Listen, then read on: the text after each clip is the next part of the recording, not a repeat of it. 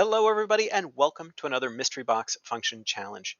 In the purple box there is some mystery math and your challenge is to figure out what that math is.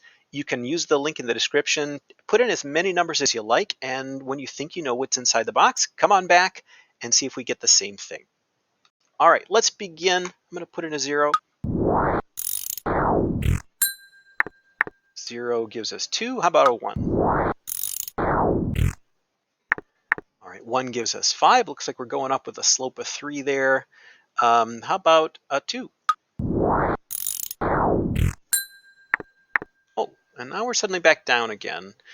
So, this could be an upside down parabola or absolute value equation, or maybe some weird trig thing. I don't know. Let's keep going a little bit.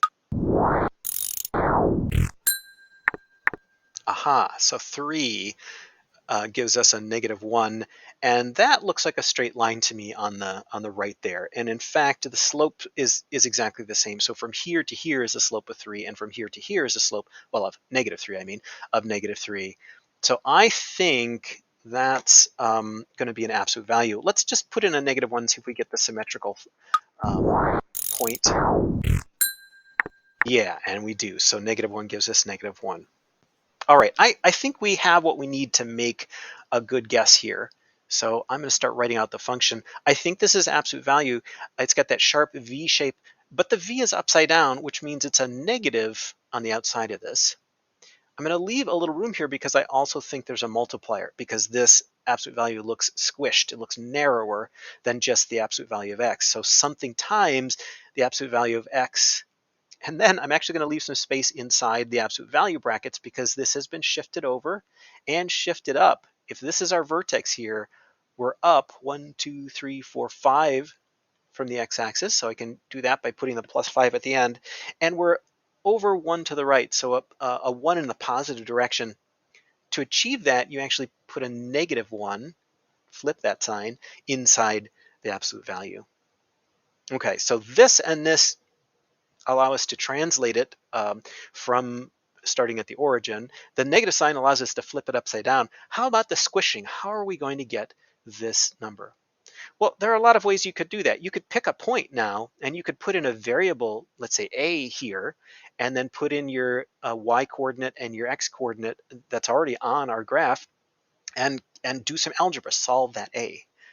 There's a nice shortcut though about to figure out what this number is. If you just look at the slope of this line, we already noticed it was -3 here, -3 here, and it was 3 here, and it is 3 here. So that 3, it comes up again and again with figuring out the slopes here. So my guess is it's going to be 3. So I think it's -3 times the absolute value of x minus 1 plus 5. Let's just calculate a couple of points and see if they match. Let's put in a 0. So 0 minus 1 would be -1. So absolute value of -1 times a -3 plus 5. Well, absolute value of -1 is a +1 times a -3 is -3 plus 5. That's 2. Yeah, that's what we get. How about putting in, let's say, a -1? So -3 times the absolute value of -1 minus 1 plus 5. Well, -1 minus 1 is -2. The absolute value of -2 is 2, so we get 2 times -3 plus 5. That's -6 plus 5, and that gives us a -1, and that's what we get. So I think we've got this all figured out now. Let's go ahead and reveal and see if we got it right. And there it is.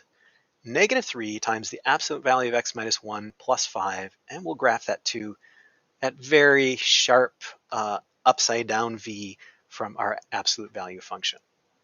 Well, how'd that go for you? There was a lot going on there. Did you get all of those numbers? Let me know. Thanks, everybody.